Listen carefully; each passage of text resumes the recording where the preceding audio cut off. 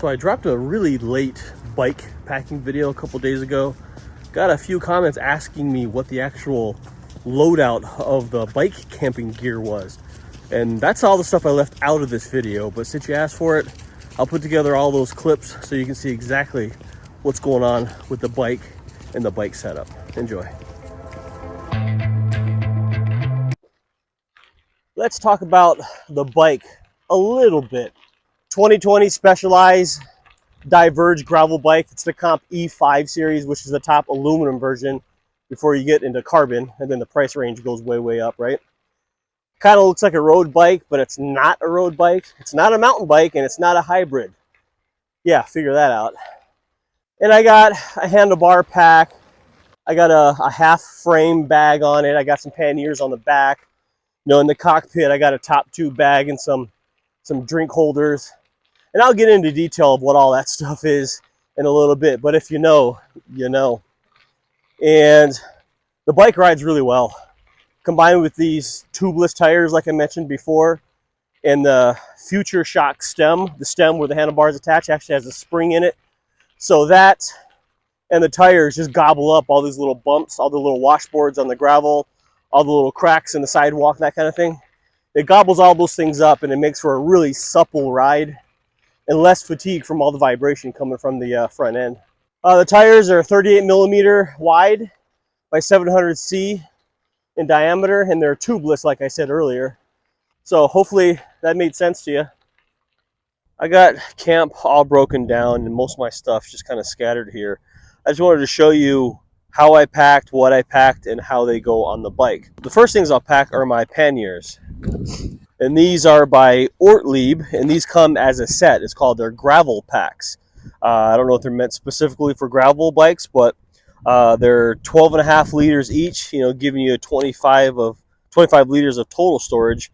And this is the stuff that houses basically my sleep system, the extra clothes, that kind of thing. So in the first pannier, I'm going to put my sleep system. So my Climate uninsulated pad was pretty comfortable last night. I didn't really bottom out or anything like that. I'll throw my pillow stuff down on the bottom. After that, I'll just stuff my my quilt here. And then no stuff sacks, no storage sacks, anything like that. Just straight stuffing, because this is a waterproof pack. Once you roll it down and seal it, that's good to go. And then right on top, I'm just going to throw just kind of my extra clothes. I brought some sleep socks, extra shirt. And I'm actually wearing my pants over my biker shorts because it is chilly this morning. It's probably like 55, something like that. That should be it for this pack. And it's a very simple roll down. You give it, 3 rolls, and it is done. Clips into the sides here. And then it's got a compression strap that rolls right over the top. And what's nice about it, they give you some length so you can actually strap some stuff on top of it. The next pannier goes my tent. This is the Rainfly. Didn't really need this last night other than just to keep me insulated a little bit. No condensation in the tent because it was so windy. There was so much ventilation in the tent. It was ridiculous. Then the tent body, again, no stuff sacks, no fancy rolling. It's just a stuff and go situation. Put my electronics bag in there as well. This is my power bank, headlamp, just the electronics I use at night. That'll go in there. And I also did bring a mattress pump by Gigapump. It worked okay. It's gigantic. I'm probably going to get a smaller one, but that'll get stuffed in there as well. And I'll go ahead and just stuff this jacket. Yeah, it's a little chilly, but certainly not unbearable. As my friend Jeremy likes to say, be bold, start cold. Whatever, Jeremy. And I do like how it just kind of integrates the snaps in the side here. It's pretty sweet.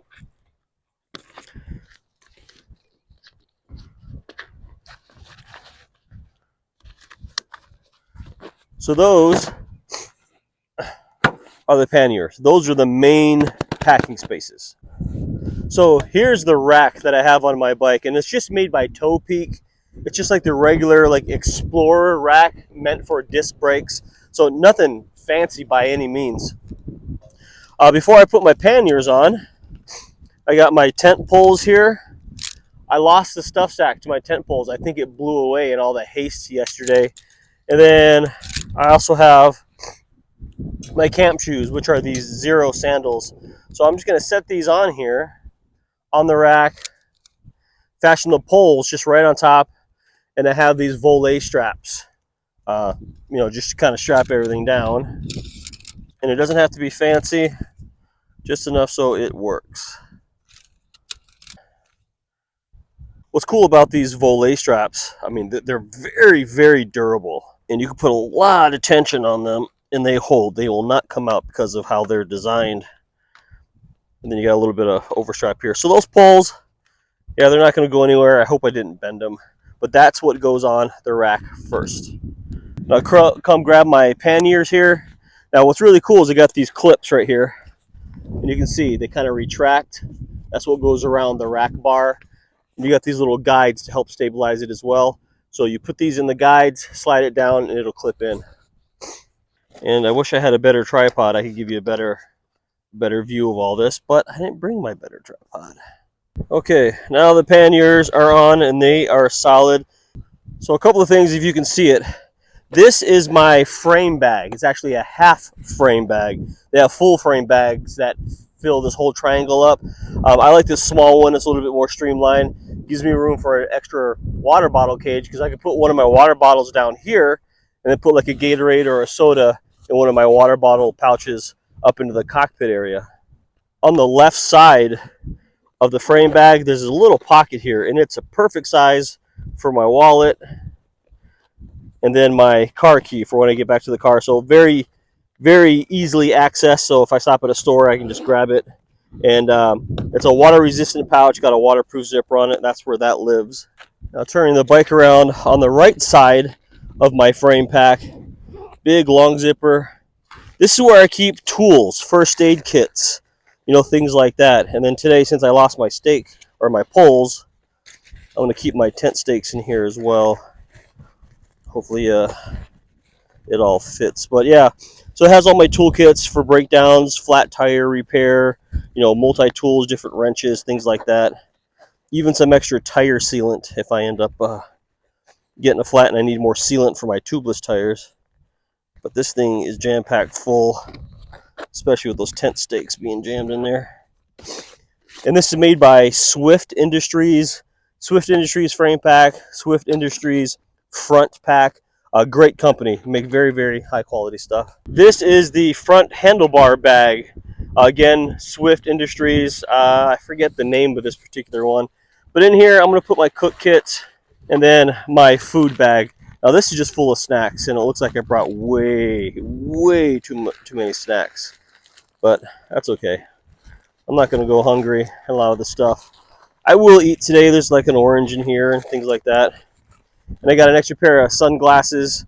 This is for like night riding. They're clear lenses. I don't think I'm going to end up needing them on this trip. Then we'll cinch all this down and call it good. A couple of last minute things. Up in the cockpit here, I have these two big water bottle pockets. That's where I store my water bottles, my bike computer, which I suppose I can turn on. It gives me all the data points, my speed, my distance, all that kind of stuff, my elapsed time. And then just a little hand towel, and that'll go right in this little side pocket. You can use that for sweat, whatever. It does appear that I am missing two things. One is the stuff sack for my tent poles. No idea where those are. And two, my sunglasses. I have no idea where those are. I don't know if I left them in the bathroom, which I'm going to go check. Who knows? But hopefully they're still there. Otherwise, that's the loadout. And then my tripod, I just stuff right along the side of the water bottle, so when I'm filming, I can just take it and go. And that's it. That's all she wrote. And all this, when I left, was just over 42 pounds total as my whole bike setup. And if you're looking to, purchase any of these products, I do have affiliate links where you can get most of my gear down in the description of all my videos. If you're going to shop for Swift Industries and Lighting Equipment, even Amazon, I got all that stuff. and anything that you purchase there helps me out, doesn't cost you anything if you're curious. There it is. If you have any questions about my loadout, about the gear, just leave those questions or comments down in the comment area below. I appreciate it.